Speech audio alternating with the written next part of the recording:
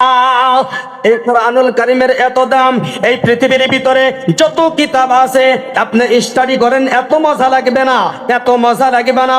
একজন হিন্দু গবেষক রাইটার কোরআনুল কারীম তিনি গবেষণা করতেছে, প্রত্যেকটা কিতাবে তিনি গবেষণা করলেন, বাইবেল গবেষণা করলেন, রামায়ণ গবেষণা করলেন, গীতা গবেষণা করলেন, সব কিতাব তিনি গবেষণা করতে করতে তার মনটা একটু জাগ্রত হলো, হায় হায় বহুত কিতাব আমি গবেষণা করলাম, কিন্তু একটা কিতাব তো আমি গবেষণা করলাম না, সেটার নাম হলো কোরআনুল মাজিদ। জোরে কান আল্লাহু আকবার, আরো জোরে কান আল্লাহু আকবার। কোরআনুল কারীমটা একটু আমি গবেষণা করে দেখি। তিনি পড়তেছি, গবেষণা করতে করতে করতে করতে এই আয়াত পর্যন্ত যখন পৌঁছে গেল, قل إن كنتم تحبون الله فاتبعوني يحببكم الله زركن الله أكبر ويغفر لكم ذنوبكم والله غفور رحيم زركن الله أكبر। বল হে নবী আপনি বলুন, ইন কুনতুম তুহিব্বুনাল্লাহ, আমি আল্লাহর সাথে যদি ভালোবাসা করতে চাই, আমি আল্লাহর সাথে যদি সম্পর্ক করতে চাই, আমি আল্লাহর সাথে যদি মহব্বত করতে চাই, সে যেন ওয়াত্তাবিউনি, আপনার নবীকেই যেন তারা অনুসরণ করে, আপনার নবীকেই যেন তারা অনুকরণ করে। যদি আপনাকে নবীকে যদি অনুসরণ করলো, আপনার নবীকে যদি মহব্বত করলো, আপনার নবীর আদর্শকে যদি বিশ্বাস করলো, আপনার নবীর আদর্শ মান যদি হলো, আমি আল্লাহর সাথে তার মহব্বত হয়ে গেল, আমি আল্লাহর সাথে তার সম্পর্ক হয়ে গেল। চিল্লায়ে কোন সুবহানাল্লাহ। ওয়া ইয়াগফির লাকুম যুনুবাকুম, আমি আল্লাহ তাআলা তার জীবনের সমস্ত গুনাহগুলি আমি মহান আল্লাহ তাআলা maaf করে দিলাম। জোরে কোন সুবহানাল্লাহ। আল্লাহ তাআলা মাফ। এই আয়াত যখন পড়লেন, তিনার চোখ দিয়ে গল গল গল গল করে পানি পড়া শুরু হয়ে গেল, পাহাড়ের ঝর্ণার মতন পানি পড়তেছে।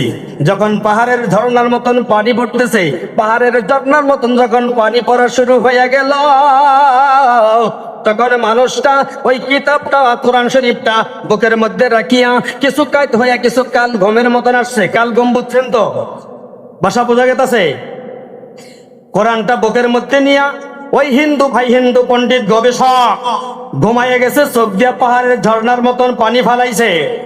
পানি ফালাইতে ফালাইতে রে কাল ঘুমের মতন আসছে। কাল ঘুম তো বুঝছেন, কাল ঘুমের মতন আসছে। মদিনার কামলেওয়ালা নবী ওই ঘরের মধ্যে হাজির হয়ে গেছে। জোরে কান সুবহানাল্লাহ।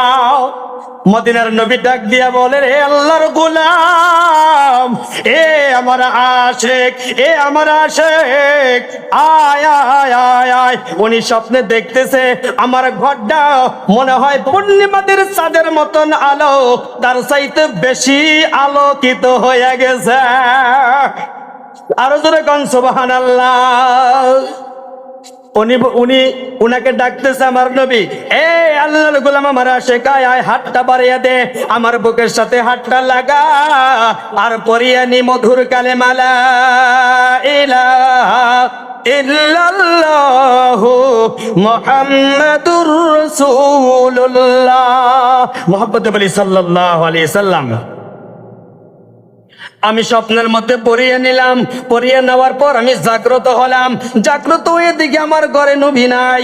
স্বপ্নের মধ্যে যদি কেউ জীবনে, বাস্তব জীবনে যদি কেউ নবীরে দেখছে, বাস্তব জীবনে যদি কেউ স্বপ্নের মধ্যেও দেখছে, আল্লাহ তার জন্য জাহান্নামের আগুন হারাম করে দিয়ে জান্নাত তার জন্য ওয়াজিব হয়ে গেছে।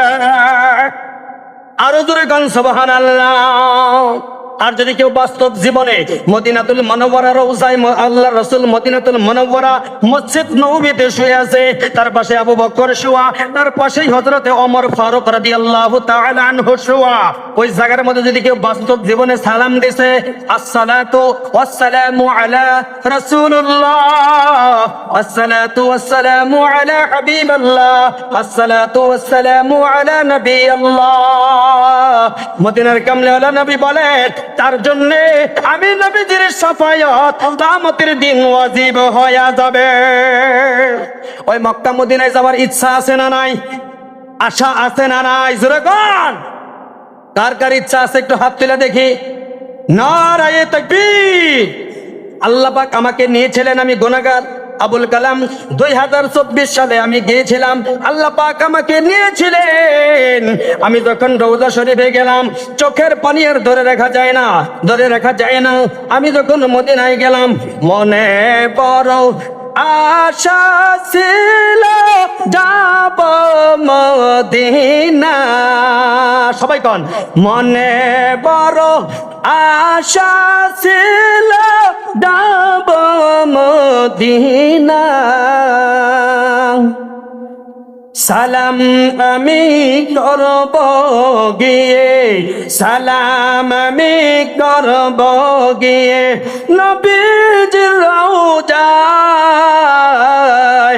মনে বড় আশা ছিল যাব মদিনায়, মনে বড় আশা ছিল যাব মদিনায়। আরব সাগর পাড়ি দিব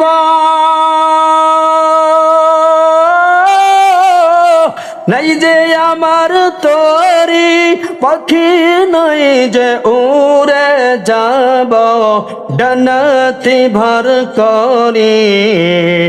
আশা আছে সম্বল নাই, আশা আছে সম্বল নাই, কি করে পাই।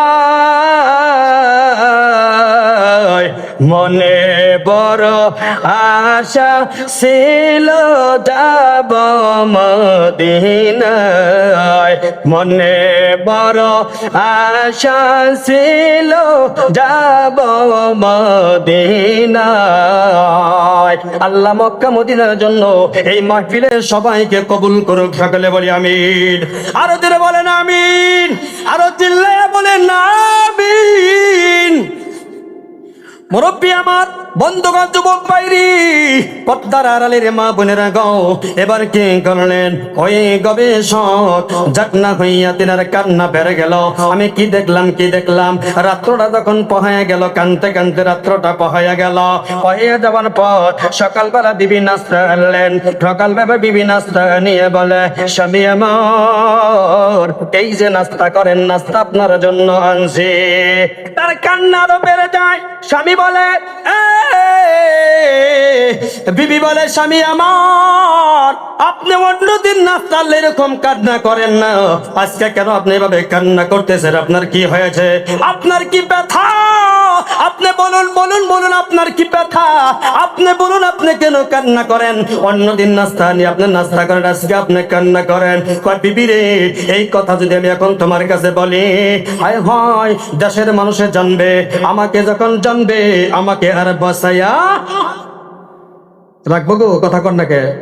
বাঁচাইয়া রাখবে না, আমার বংশ বুনিয়াদ শুনে বাঁচাইয়া রাখবে না, বলা যাবে না, বলা যাবে না। স্ত্রী ডাক দেয়া বলে, প্রাণের স্বামী আমার, খোদার কসম করে বলি, কসম করে বলি, আপনি আমার কাছে বলুন, আপনার কথাটা পৃথিবীর কারো কাছে আমি বলবো না।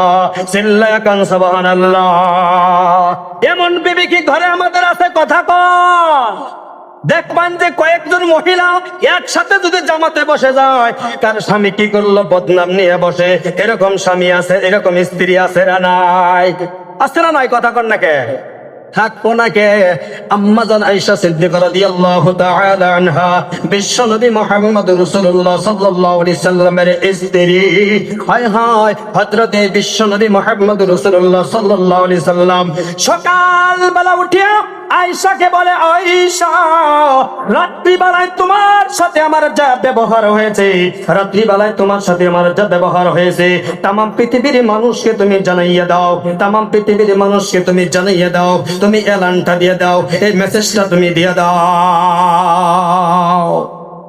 আমরা কি বলতে পারবো, বিবিরে, তোমার সাথে রাত্রি বেলায় যা ব্যবহার হলো, তাম পৃথিবীর মানুষকে সকালবেলা তুমি একটু ছড়াইয়া দাও, তুমি মেসেজটা দিয়ে দাও। তার কারণ আমাদের ব্যবহারটা খারাপ, কথা কোন ঠিক না নয়? বিবির সাথে যদি ভালো ব্যবহার করতাম, বিবিও স্বামীর সাথে ব্যবহার ভালো করতো। আজকে আমাদের স্ত্রীর সাথে আমাদের ব্যবহার ভালো না, যার কারণে আমাদের স্ত্রীরও ব্যবহার আমাদের সাথে ভালো না, কথা কোন ঠিক না ঠিক? এ বন্ধু, আম্মা আয়েশা সিদ্দিকা রাদিয়াল্লাহু তাআলা আনহাকে নবীজি এত মহব্বত করেছেন, এত মহব্বত করেছেন।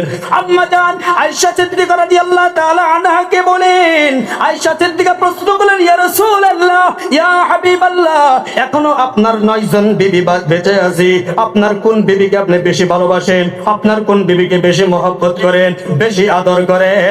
বিশ্বনবী বলেন, আয়েশা, এই কথা এখন উত্তর পাবা না, এই কথা এখন উত্তর পাবা না, সকালবেলা আমি তোমাকে দিব, আগামীকাল তোমাকে এই প্রশ্নের উত্তরটা দিব।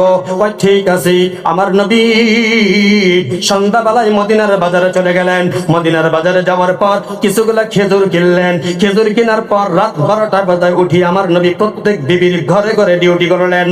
2টা করে খেজুর দিলেন প্রত্যেক বিবির ঘরে ঘরে গিয়া, এক একটা বিবির ঘরে 2টা করে খেজুর দিলেন আর বললেন, এ বিবি, আমি তোমাকে 2টো খেজুর দিলাম, আমি তোমাকে বেশি ভালোবাসি, তোমার মহব্বত করি, পৃথিবীর কেউ জানে না। আর এই কথাটা অন্য বিবির কাছে তুমি বলিও না, অন্য কারো কাছে তুমি বলবা না। 2 নম্বর বিবির ঘরে গেলেন, 2টো খেজুর দিলেন, বিবিকে ডেকে উঠাইলেন। উঠানোর পর, বিবি রে, আমি তোমারে বড় ভালোবাসি, আমি তোমারে বড় মহব্বত করি, কিন্তু অন্য বিবির কাছে বলতে পারবা না। 3 নম্বর বিবির ঘরে গেলেন, একই রকম আমার নবী বললেন। 4 নম্বর বিবির ঘরে গেলেন, 2টো খেজুর দিলেন, বিবি রে, আমি তোমারে বড় মহব্বত করি, বড় ভালোবাসি, কিন্তু এই কথাটা অন্য বিবির কাছে তুমি বইল না। প্রত্যেক বিবির ঘরে ঘরে গিয়ে 2টো করে খেজুর দিলেন। বিশ্বনবী মুহাম্মদুর রাসূলুল্লাহ সাল্লাল্লাহু তাআলা আলাইহি ওয়াসাল্লাম সকালবেলা উঠিয়া সমস্ত বিবিদেরকে মসজিদ নববীর মধ্যে আয়েশা হুজরার যে জায়গার মধ্যে বর্তমানে আমার নবী রিয়াজুল জান্নাতের পাশে শুয়ে আছেন, এই পৃথিবীর মানুষ শুনিয়া রাখো, জানিয়া রাখো, কেউ যদি মদিনাতুল মুনাওয়ারা মসজিদ নববীতে গিয়া রিয়াজুল জান্নাতের মধ্যে 2 রাকাত নামাজ পড়তে পারো, 2 রাকাত নামাজ যদি পড়তে পারো, এই কপালটা যদি রিয়াজুল জান্নাতের মধ্যে লাগাইতে পারো। বর্তমান তো অনলাইনে অ্যাপ্লাই করা লাগে, আপনার হুকুম হইতে হবে, তারপর আপনি ঢুকতে পারবেন, এমনি সামনে রিয়াজুল জান্নাতে আপনি যেতে পারবেন না। হয়তো কারো আসরের পরে, হয়তো কারো ফজরের পরে, হয়তো কেউ অর্ধরাত্রে, হয়তো কারো দিনে, কিন্তু ওই রিয়াজুল জান্নাতের মধ্যে আপনি 2 রাকাত নামাজ যদি জীবনে আপনি পড়েছেন, এই কপালটা যদি আপনার লাগছে, আল্লাহ তাআলা আপনার জন্য জাহান্নামের অগ্নি হারাম করে দিয়ে আল্লাহর জান্নাত আপনার জন্য ওয়াজিব হয়ে যাবে। জোরে কোন সুবহানাল্লাহ। এই জন্য আমরা প্রত্যেকেই নিয়ত রাখি, আল্লাহ ওই মদিনাতুল মুনাওয়ারা সফর না করাইয়া, নবীর রওজা জিয়ারত না করাইয়া, ওই রিয়াজুল জান্নাতের মধ্যে নামাজ না পড়াইয়া আমাদেরকে মৃত্যু দিও না। আমি আপনাদের জন্য দোয়া করে যাই। মুসাফির যদি দাঁড়িয়ে দোয়া করে তাও কবুল হয়, বসে দোয়া করলেও কবুল হয়, শুয়াও যদি দোয়া করে তাও কবুল হয়, 3 জনের দোয়া কবুল হয়। আজকে আমি আবুল কালাম আজাদ বরপেটার থেকে আসছি, 172 কিলোমিটার গাড়ি রান করে এসেছি, কিন্তু আসার পর আমি আজকে আপনাদের জন্য মুসাফির হয়েছি। আমি আপনারা আমার কথা আপনারা শুনতেছেন মনোযোগ সহকারে, আমি দেখতে পেরেছি, আমার মন সাক্ষী দেয়, আজকের মাহফিল আল্লাহর দরবারে কবুল হয়ে যাবে। জোরে কান সুবহানাল্লাহ। এই মাহফিল যদি আল্লাহর দরবারে কবুল হয়, এই মাহফিল যদি আল্লাহর দরবারে মাগফিরাতের কারণ হয়ে যায়, এই মাহফিলে যারা আসলো, এই মাহফিলে যারা বসলো, এই মাহফিলে যারা অংশগ্রহণ করলো, যারা টাকা পয়সা দিয়ে সহায় করলো, যারা এই মাহফিলের জন্য পরিশ্রম করলো, আল্লাহ তাবারাকা ওয়া তাআলা এই প্রত্যেক জনকে আল্লাহ তাআলার দরবারে নাজাতের উসিলা হয়ে যাবে, আল্লাহ তাআলা মাগফিরাত করে দিবে। জোরে কোন সুবহানাল্লাহ, আর জোরে কোন সুবহানাল্লাহ। মুরব্বি আমার, এই জন্য নিয়ত রাখা লাগে রিয়াজুল জান্নাতের মধ্যে যেন আমরা জীবনে একবার হইলেও 2 রাকাত নামাজ পড়তে পারি। মুরব্বি আমার এবার কি করলেন, উনি আর নাস্তা করে না, উনি আর নাস্তা করে না, নাস্তা করে না। বিবির কথা বলা যাবে না, বলা যাবে না, বলি স্বামী গো আপনি বলুন, আপনি বলুন, আপনি বলুন।